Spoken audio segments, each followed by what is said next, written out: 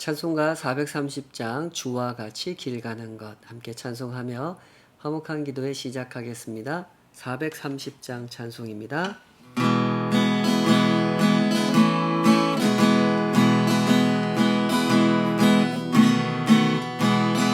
주와 같이 길 가는 것 즐거운 일 아닌가. 우리 주님 걸어가신 발자취를 밟겠네. 한 걸음 주 예수와 함께 날마다 우리 걸어가리. 어린아이 같은 우리 미련하고 약하나 주의 손에 이끌리어 생명길로 가겠네. 한 걸음 주 예수와 함께 날마다 우리 걸어가리. 꽃이 피는 들판이나 험한 골짜기라도 주가 인도하는 대로 주와 같이 걷겠네. 한 걸음 주 예수와 함께 날마다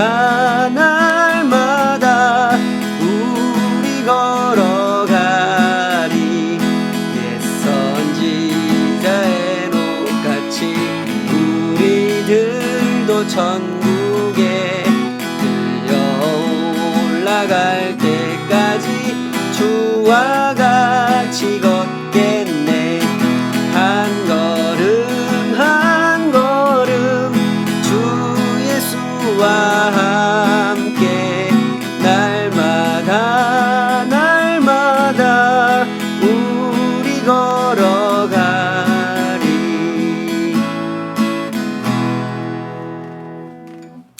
아버지 하나님, 주님과 함께 이 한 걸음을 또 걷기 원합니다. 주님 인도하시는 그곳에 저희들이 서 있기를 원합니다. 주의 가르침이 우리의 심령을 깨우시고 주의 모범이 우리의 손과 발을 가르치시옵소서. 주의 선하신 음성을 따라 목자 되신 그 음성을 따라 걷는 한 마리의 양이 되어 내 목자의 음성을 따라 걷는 그렇게 신실한 그렇게 은혜로운 기쁨의 동행 속에 있도록 우리를 인도하여 주시옵소서. 예수님의 이름으로 기도하옵나이다. 아멘. 사무엘하 15장 13절에서 23절까지 광야길로 향하니라 하는 제목으로 함께 하나님 말씀 헤아려 보도록 하겠습니다. 다윗은 신앙의 위인으로 인식되고 있습니다. 다윗은 정말 특별한 인물이죠. 하나님께 특별하게 선택받은 사람이었고 또 왕이라고 하는 특별한 임무를 수행했던 사람이고 또 다윗에게는 특별한 언약이 주어져서 다윗의 아들들이 계속해서 그 왕위를 이어가게 되는 다윗은 그런 중요한 인물로 쓰임받았던 사람이었습니다. 물맷돌 5개로 골리앗을 쓰러뜨린 사람이었고 사울의 핍박을 견디면서 꿋꿋하게 하나님이 부르신 그 자리를 지켜내다가 마침내 왕이 된 사람이었고 그렇게 혹독한 도피 생활을 하는 중에 다윗은 하나님의 돌보심이라고 하는 것을 굉장히 많이 체험했던 사람이었죠. 이런 점 때문에 다윗은 신앙의 영웅으로 인식되고 있습니다. 그래서 성도들은 성경을 읽다가 다윗을 만나면 일단 호감을 가지고 대하는 경우가 많은 것 같습니다. 그러다가 어떤 좋은 결과가 나오면 거기서 교훈을 찾죠.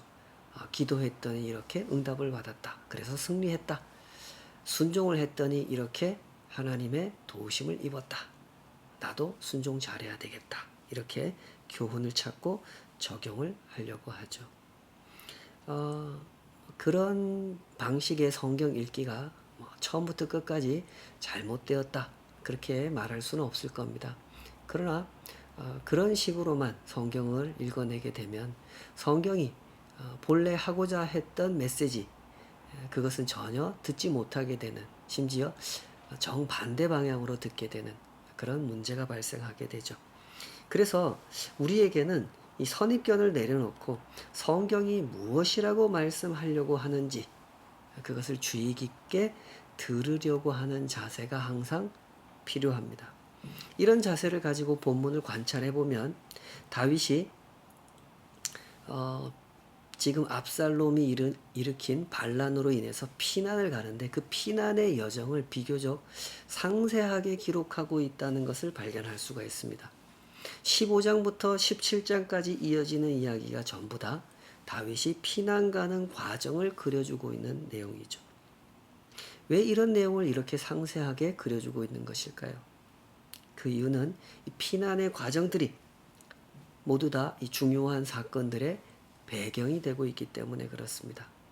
벳메르학에서 다윗은 이때의 충성을 확인하게 되고 사독과 아비아달을 예루살렘으로 돌려보내게 되고 감람산에서는 후세를 첩보원으로 돌려보내죠. 이후에 시바와 시므이를 만난 이야기, 후세가 성공적으로 임무를 수행하여 승리의 발판을 놓는 이야기 등등, 이런 이야기들을 이 배경 속에서 담아내고 있습니다. 그리고 그 각각의 이야기들은 우리들에게 전해주는 메시지를 담고 있죠.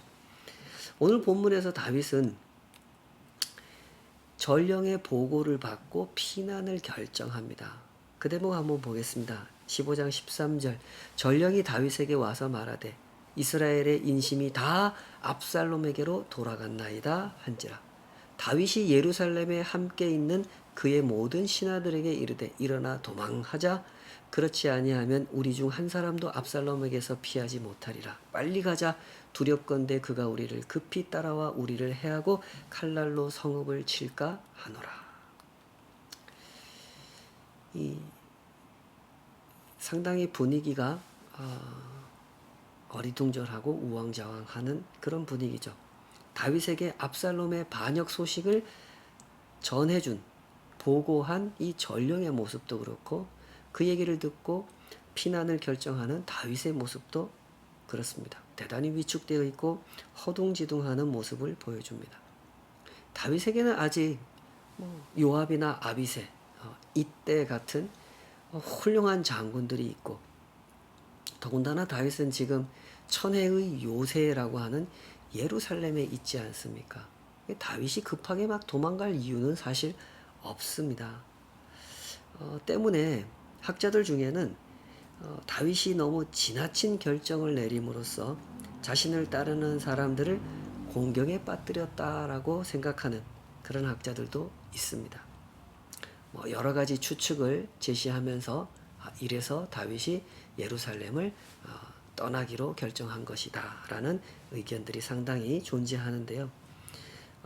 분명한 것은 이 다윗의 지금 이 결정에는 대단히 성급한 면이 있는 것 같다는 겁니다. 그러나 이런 성급한 다윗의 모습과는 달리 다윗의 신하들은 대단히 일치단결한 충성의 모습을 보여주고 있죠. 15장 15절, 왕의 신하들이 왕께 이르되 우리 주 왕께서 하고자 하시는 대로 우리가 행하리이다. 보소서 당신의 종들이니라 하더라. 반역이 일어났다고 하는 것은 현재 왕의 자리에 앉아 있는 사람에게는 대단히 심각한 문제가 아닐 수 없죠. 사전에 알고 차단했다면 문제가 다르지만 모르는 상태에서 반역이 진행이 되었다라고 하는 것은 대단히 위험한 상황일 수밖에 없습니다. 이 세상의 권력이라고 하는 것이 언제나 이처럼 불안한 것이죠. 사람들은 저마다 권력을 갖고 싶어 하고 때문에 언제나 기회를 노립니다. 권력을 가지고 있는 그 사람, 그래서 내가 그 사람의 권력을 뺏어야 하는 그 대상이 우리 형이어도 상관없고 우리 아버지여도 상관없습니다. 그것이 권력 다툼의 세계라는 거죠. 권력의 세계는 그래서 참 비정한 세계입니다. 그러니 지금 이 상황은 다윗에게 얼마나 위태로운 상황입니까? 전령이 와서 보고하기를 이스라엘의 인심이 다 압살롬에게로 돌아갔습니다. 이렇게 보고를 했으니 이 정보를 함께 들은 다윗의 신하들은 충분히 고민할 만한 입장이 아니겠습니까? 누구 편에 붙어야 되나 생각해야 되는 입장이죠. 그러나 이 순간 다윗의 신하들은 마치 약속이나 한 것처럼 일치단결하여 다윗에게 충성을 맹세합니다. 이것은 무엇일까요? 그동안 다윗이 자기 신하들을 정말 잘 돌보았고 모범적인 군주의 모습을 보여서 그런 충성심을 이끌어내는 훌륭한 왕이었다는 것을 의미하는 것일까요? 그렇지 않습니다. 아시는 것처럼 다윗은 그동안 많은 문제점을 노출했습니다. 가장 대표적인 사건이 그 밧세바 우리아 사건이죠. 부하들을 전쟁터에 내보내 놓고 다윗은 그 상태에서 밧세바를 불러 간음을 했고 이를 감추기 위해서 우리아를 죽입니다. 그 사건의 전모를 다윗의 신하들이 전혀 모를 리가 없죠. 바람님 말이 천리하고 낱말은 새가 듣고 반말은 쥐가 듣고 그러는 거 아니겠습니까? 그런 소식을 접했을 때 다윗의 신하들은 무엇을 느꼈을까요? 인간적인 실망을 크게 느끼지 않았겠습니까? 세상에 우리아 같은 충신을 저렇게 죽이다니.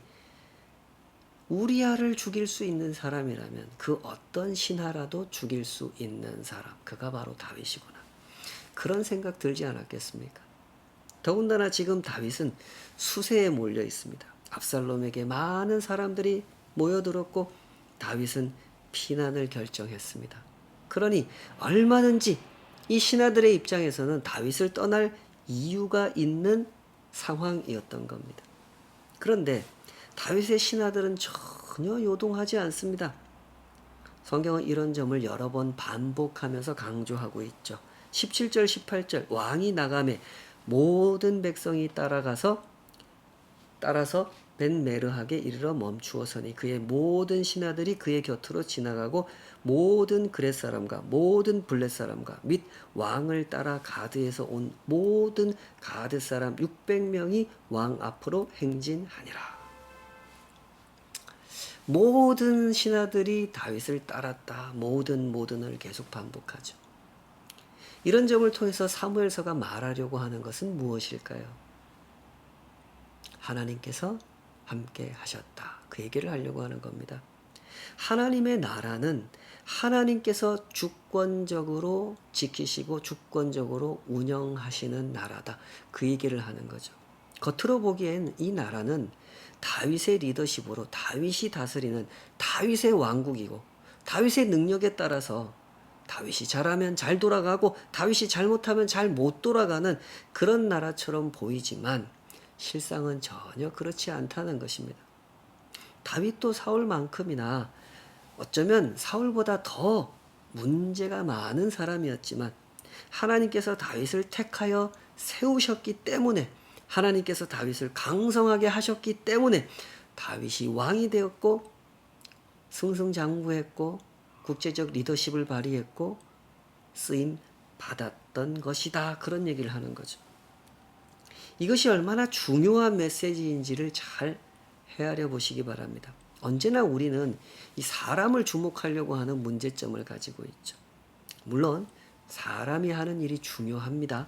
중요하지 않은 것 절대 아닙니다. 그 사람이 얼마나 신실한지, 그 사람이 얼마나 순종을 잘하는지, 그 사람이 얼마나 능력이 있는지 하는 문제는 당연히 이 세상 속에서 중요한 문제일 수밖에 없습니다.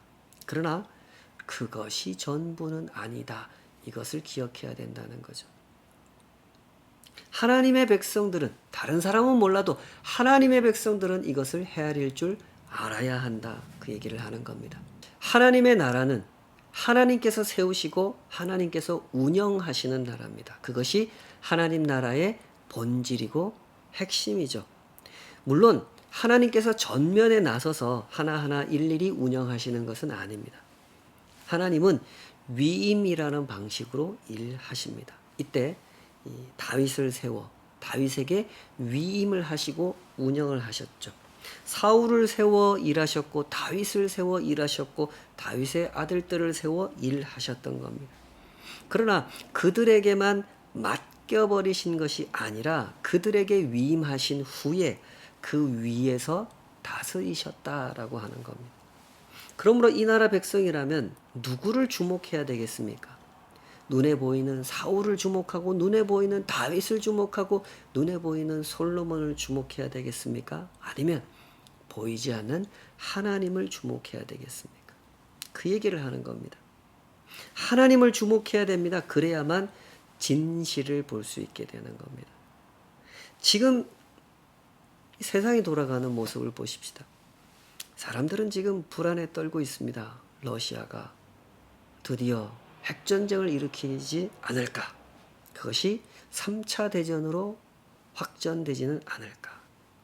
인류 공멸을 가져오는 그런 불안한 결과가 생겨나지 않을까 염려합니다. 염려할 일은 마땅히 염려해야 될 것입니다. 그러나 하나님을 보는 시선, 그 시선을 놓쳐서는 안 됩니다. 이 모든 일 위에 하나님이 계신다는 사실을 주목해야 되는 거죠. 그러면 성도는 성도의 길을 갈 수 있게 되는 겁니다.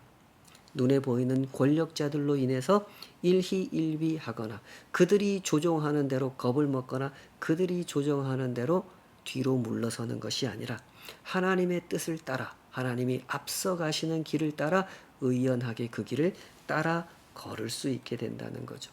예를 들어 코리텐붐 가족을 생각해 볼 수 있습니다. 이름 없이 빚도 없이 한 생명을 구하려고 자기 생명을 내던진 모든 하나님의 종들을 생각해 볼 수 있습니다. 그분들이 어떻게 그런 길을 갈 수 있었습니까? 바로 이것 때문에 가능했죠. 권력자들이 하는 일, 그것이 전부는 아니다. 하나님께서 이 모든 것을 보고 계시고 알고 계시고 하나님은 그 위에서 일하고 계신다. 우리는 하나님 앞에서 결정하고 하나님의 뜻을 따라 일할 것이다. 그런 믿음, 그런 생각을 가지고 있었기 때문에 자기 목숨을 내던질 수가 있었던 거죠. 이 책이 기록된 배경 또한 그렇습니다. 대부분의 학자들이 생각하는 이 사무엘서는 바벨론 포로 끌려갔다가 돌아온 사람들, 그들이 지나간 역사를 반추하면서 기록한 책일 것이라고 생각하죠. 포로 귀환 후에 페르시아의 지배 아래 살아가는 언약 공동체 안에서 탄생한 책, 그 책이 바로 사무엘서라는 겁니다. 그들의 형편을 우리는 알고 있습니다. 에스라, 느헤미야, 스가랴나 말라기 같은 책들이 그 시대의 모습을 보여주고 있죠. 이 사람들이 도대체 어디에 소망을 두고 살 수 있을까요? 무엇을 근거로 희망을 품을 수 있을까요? 이 강성한 대제국 페르시아의 지배 아래 유다는 다시 나라가 될 수 없을 것처럼 보입니다. 국가 재건, 이거는 전혀 꿈꿀 수 없는 일로 보이죠. 그것뿐만이 아니었습니다. 함께 살고 있는 유대인들 단결이 되지 않았습니다. 귀환하여 돌아온 사람들은 얼마 되지도 않았습니다. 그러니 이들이 무엇을 바라보고 내일을 소망할 수가 있었겠습니까? 그런데 이 책을 기록한 사람들 보십시오. 이 사람들은 하나님을 바라보고 있습니다. 하나님을 향한 시선을 놓지 않고 있기 때문에 그들은 여전히 희망을 품고 있었고 하나님께서 이루실 구원을 기다릴 수 있었던 거죠. 나라의 본질이 어떤 조직이나 영토, 군대나 행정 능력에 있는 것이 아니라 하나님께 있다는 것을 알았기 때문에 그들은 소망을 가지고 그 구원의 날을 기다렸던 것이고 그리고 이런 책을 써낼 수가 있었던 겁니다. 그래서 이 장면을 이렇게 은혜롭게 들려주는 겁니다. 그 같은 맥락에서 이 가드 사람 이때의 이야기를 들려주죠. 다윗이 가드 사람 이때에게 너는 용병이니까 어차피 이 판국에 압살롬과 나의 싸움에 끼어들어서 너 괜히 희생당하지 말고 너네 나라로 돌아가라. 그런 얘기를 해줍니다. 15장 19절 그때의 왕이 가드 사람 이때에게 이르되 어찌하여 너도 우리와 함께 가느냐 너는 쫓겨난 나그네이니 돌아가서 왕과 함께 내 곳에 있으라. 너는 어제 왔고 나는 정처 없이 가니 오늘 어찌 너를 우리와 함께 떠돌아다니게 하리요. 너도 돌아가고 내 동포들도 데려가라. 은혜와 진리가 너와 함께 있기를 원하노라. 다윗의 이 말은 우리 개혁 성경이 개혁 개정역 성경이 문자 그대로 번역을 해놨는데요. 애매한 표현들이 많죠. 왜 이때를 보고 너는 어제 왔고 이런 표현을 왜 이렇게 말을 하는 것일까요? 이런 말은 문자 그대로 해석하면 안 되는 말입니다. 아무리 봐도 이때가 어제 온 사람이 아니라는 걸 알 수가 있죠. 이때는 꽤 오랜 세월 동안 다윗의 장군으로서 활약한 사람입니다. 그러므로 이런 말은 문자 그대로 해석하면 안 되고 문학적으로 해석해야 되는 겁니다. 문자 그대로 어제 왔다는 것이 아니라 너의 온 길과 나의 가는 길이 다르다. 이런 뜻으로 다윗이 지금 이렇게 표현한 거죠. 그리고 이때를 가리켜서 너는 쫓겨난 나그네다. 이런 표현을 했는데 이런 얘기도 실제로 쫓겨났다라는 뜻이 아니라 원래 가드 사람, 블레셋 사람이니까 거기에 살다가 어떤 연유에 의해서 다윗을 만나게 됐고 다윗에게 합류한 다윗의 용병이 되었다라는 의미로 그렇게 표현을 한 거죠. 그러니 너는 돌아갈 때가 있는 사람 아니냐. 원래 니네 나라로 돌아가면 되지 않느냐. 이제 너희 고향으로 돌아갈 때가 됐다. 그런 뜻으로 다윗은 이때를 보내주려 합니다. 그런데 이때의 반응이 놀랍습니다. 21절 이때가 왕께 대답하여 이르되 여호와의 살아계심과 내 주 왕의 살아계심으로 맹세하옵나니 진실로 내 주 왕께서 어느 곳에 계시든지 사나 죽으나 종도 그곳에 있겠나이다. 이때도 다른 사람들처럼 충성을 맹세합니다. 사나 죽으나 끝까지 함께한다 라는 뜻을 분명하게 밝히고 있죠.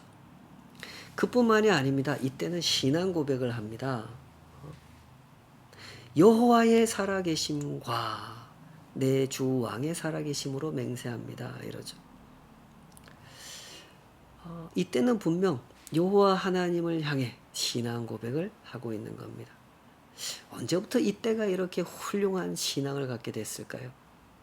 참 신비한 일이죠. 아마도 이때가 다윗을 처음 만났을 때 다윗을 통해 하나님을 알게 됐을 것이고 다윗이 섬기는 하나님이 참 하나님이시라는 것을 이때도 알게 됐을 겁니다. 다윗의 영향을 통해서 하나님을 믿는 사람 되었던 것이죠. 그러나 그 이후 다윗은 밧세바를 범하면서 상당한 추락의 길을 걷게 됩니다.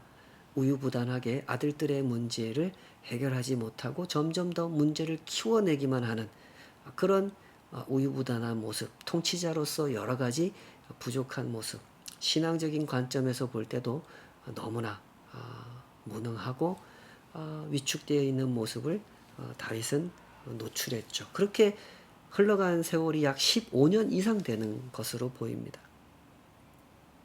이때는 다윗의 그런 15년을 다 지켜본 사람입니다. 그러나 그렇게 해서 결국 압살롬이 반역을 일으키고 다윗이 도망을 가야 되는 이 시점에서도 이때의 신앙은 변하지 않고 있습니다. 이것이 참 놀라운 일이죠. 누가 이때의 영혼을 이렇게 돌보아 주신 걸까요? 이때가 다윗을 보고 하나님을 믿었으면 물론 처음에 믿을 때는 다윗에게 영향을 받았겠지만 다윗이 실패하고 범죄하고 무너질 때가 얼마나 많았습니까? 그때마다 하나님을 떠났으면 벌써 떠났겠죠. 그러나 다윗은 하나님을 굳게 붙들고 있습니다. 누가 붙들어 주셨을까요? 하나님께서 붙들어 주신 거죠. 하나님께서는 단순히 환난의 때에 필요한 용병을 예비해 놓으신 게 아닙니다. 역사의 주인이신 하나님의 섭리를 믿는 사람, 그 섭리하심 아래 엎드려 목숨을 바치는 사람, 그런 사람을 예비해 놓으셨던 거죠. 23절은 그날의 상황을 이렇게 요약합니다.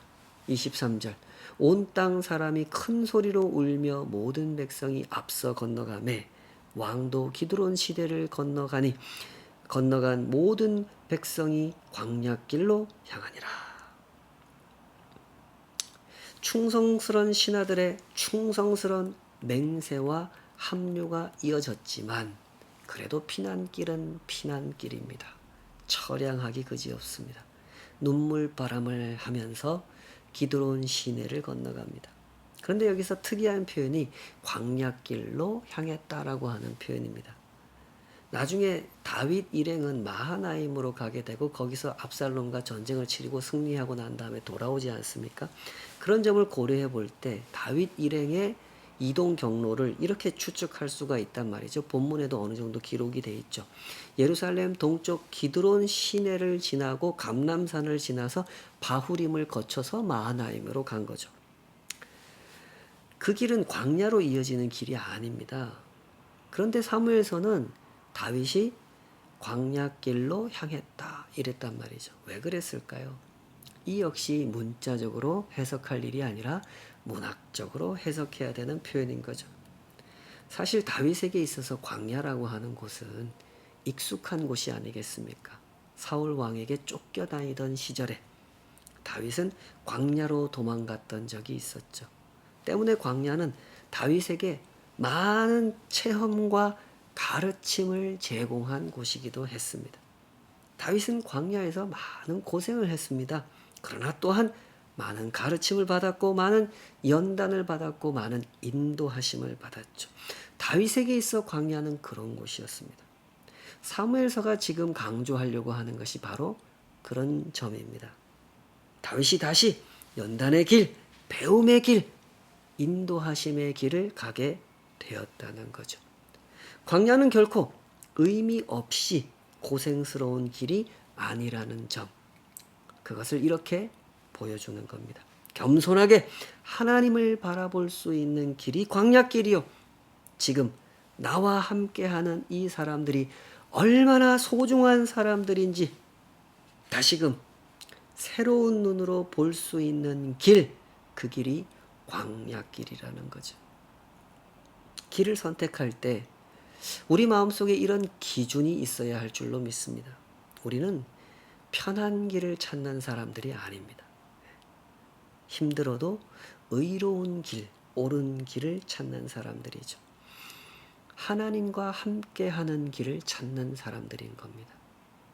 하나님이 일하고 계시고 하나님이 인도하고 계신다는 사실을 알기 때문에 우리는 언제나 그 길을 찾아 따라가는 사람들이어야 하는 것이죠. 그 길을 걸으면 분명 고단한 길이 될 것입니다. 그러나 결코 후회하지 않는 길이 될 것입니다. 그 길을 따라왔음을 영광스럽게 생각하게 될 것이며 기쁘게 생각하게 될 것입니다. 그러니 날마다 그 길을 더욱 신실하게 걸으며 광야에서 주어진 그 축복을 누려야 하지 않겠습니까? 하나님의 연단을, 하나님의 가르침을, 하나님의 인도하심을 충만하게 누리는 우리의 신앙 여정이 되었으면 좋겠습니다. 기도하겠습니다. 아버지 하나님, 우리의 가는 길 언제나 선택이라는 것을 해야 됩니다. 우리는 그 선택의 문 앞에서 하나님을 찾는 사람들입니다.